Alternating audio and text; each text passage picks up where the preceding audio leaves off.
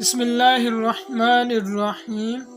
حضرت عبداللہ بن عمر رضی اللہ تعالی عنہ نے کہا، حضرت عمر رضی اللہ تعالی عنہ نے ایک موٹے ریشمی کپڑے کا چوگا لیا جو بازار میں بک رہا تھا۔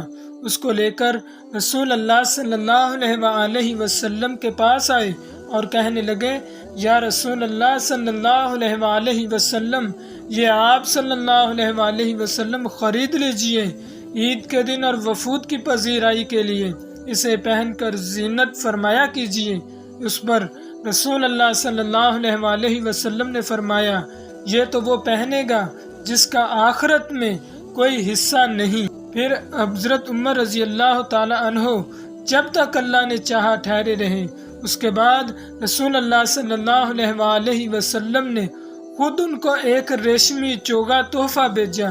حضرت عمر رضی اللہ تعالی عنہ وہ چوگا لے کر رسول اللہ صلی اللہ علیہ وآلہ وسلم کے پاس آئے اور عرض کیا، یا رسول اللہ صلی اللہ علیہ وآلہ وسلم، آپ صلی اللہ علیہ وآلہ وسلم نے تو فرمایا تھا کہ اس کو وہی پہنے گا جس کا آخرت میں کوئی حصہ نہیں، پھر بھی آپ صلی اللہ علیہ وآلہ وسلم نے میرے پاس اس کو بھیجا ہے۔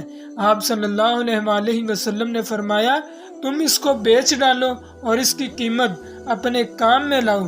دوستو، ویڈیو اچھی لگی ہو لائک کیجئے گا، سبسکرائب کیجئے گا، اپنے دوستوں کو ثواب کی نیت سے لازمی شیئر کیجئے گا۔